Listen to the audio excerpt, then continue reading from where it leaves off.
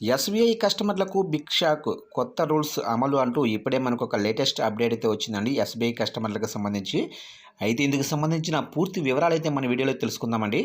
Video మాత్రం ఎక్కడ skip చేయకుండా చూడండి ఫ్రెండ్స్, అప్పుడే మనకి పూర్తి సమాచారం అయితే తెలుస్తుంది. ఇక లేట్ చేయకుండా వివరాల్లోకి వెళ్ళిపోదాము. ఫ్రెండ్స్, నాది ఒక చిన్న రిక్వెస్ట్ ఫ్రెండ్స్, వీడియో అయితే చాలామంది చూస్తున్నారు కానీ సబ్స్క్రైబ్ అయితే చేసుకోవడం మర్చిపోతున్నారండి. సబ్స్క్రైబ్ అయితే చేసుకోండి. గవర్నమెంట్ నుంచి ఇలాంటి ముఖ్యమైన అప్డేట్స్ ఎప్పటికప్పుడు మీకు తెలియజేస్తూ ఉంటాను. ఇక లేట్ చేయకుండా వివరాల్లోకి వెళ్ళిపోదాము. ఇక స్టేట్ బ్యాంక్ ఆఫ్ ఇండియా కొత్త రూలు. దేశంలోనే ప్రముఖ ప్రైవేటు రంగ బ్యాంక్ అయినటువంటి ఎస్బీఐ తన కస్టమర్లకు ఒక కొత్త సౌకర్యాలను అందించడమే కాక కస్టమర్ల కోసం ఎన్నో నియమాలను కూడా రూపొందిస్తుంది. ప్రస్తుతం ఎస్బీఐ నిబంధనలు ఎన్నో మార్పులను తీసుకువచ్చింది. బ్యాంకులో రుణాలు తీసుకునేందుకు కొత్త నిబంధనల గురించి కస్టమర్లు తెలుసుకోవడం చాలా అవసరం. బ్యాంకు ప్రవేశపెట్టిన అటువంటి కొత్త నిబంధనలు రుణగ్రహీతలను బాగా ప్రభావితం చేస్తాయి. ఇక ప్రస్తుతం ఎస్బీఐ ప్రవేశపెట్టిన ఆ కొత్త నిబంధన గురించి మనం తెలుసుకుందాము. ఇక ఎస్బీఐ బ్యాంకు కస్టమర్లకు కొత్త రూల్స్. ప్రస్తుతం ఎస్బీఐ తమ కఠిన నిబంధనలను అమలు చేయాలి అని భావిస్తుంది. దీనికి సంబంధించి ఇప్పటికే ప్రతిపాదనలు కూడా సిద్ధం చేస్తున్నట్లుగా సమాచారం. ఎస్బీఐ కొత్త స్కీము ఫండింగ్ పద్ధతి అమలు చేయాలి అని చూస్తుంది. దీనికి కొత్త నిబంధన అనేది జోడించాలి అని చూస్తుంది.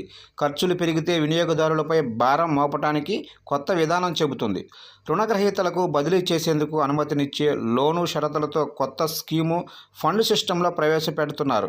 బ్యాంకు లోను డాక్యుమెంట్లోని కొత్త క్లాజు ప్రకారం చూస్తే రెగ్యులారిటీ మార్పుల కారణం వలన ఎస్బీఐ బ్యాంకు ఎన్నో కేటాయింపులను చేయాల్సి వస్తే ఆ భారాన్ని కస్టమర్లపై మోపేందుకు కూడా బ్యాంకుకు హక్కు ఉంది. నిర్దిష్ట వడ్డీ రేటుతో రుణాన్ని మంజూరు చేసిన తర్వాత కూడా రేట్లు పెంచే హక్కు స్టేట్ బ్యాంకుకు ఉందని గమనించాలి. ఇక ఎస్బీఐ ఖాతాలకు నిరాశ కలిగించే వార్త. ప్రస్తుతం బ్యాంకుల్లో వాణిజ్య రియల్ ఎస్టేట్ రుణాలకు 1%, రెసిడెన్షియల్ ప్రాజెక్టుకు 0.75% మరియు ప్రాజెక్టుకు ఫైనాన్స్తో సహా అన్ని ఇతర రుణాలకు 0.47% వసూలు చేస్తున్నాయి. ప్రతిపాదిత కొత్త నిబంధనలను సడలించాలి అని ఎస్బీఐతో సహా బ్యాంకులు మరియు కంపెనీలు ఆర్బీఐని సంప్రదిస్తున్నాయి.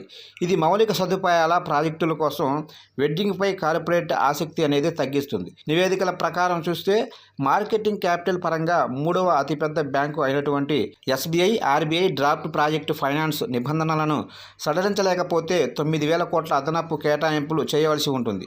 ఇది ప్రస్తుత కేటాయింపు కంటే 28% ఎక్కువ. ఇక ఎన్నో బ్యాంకులు తమ రుణ ఒప్పందాలలో ఆర్బీఐ నిబంధనల్లో సవరణలకు అనుగుణంగా రుణ నిబంధన మార్చుకోవచ్చు అనే నిబంధనను కలిగి ఉన్నాయి. కానీ అరుదైన సందర్భాలలో బ్యాంకులు పథకాల ద్వారా వడ్డీ రేట్లు సవరించే హక్కును ఉపయోగించుకుంటారు.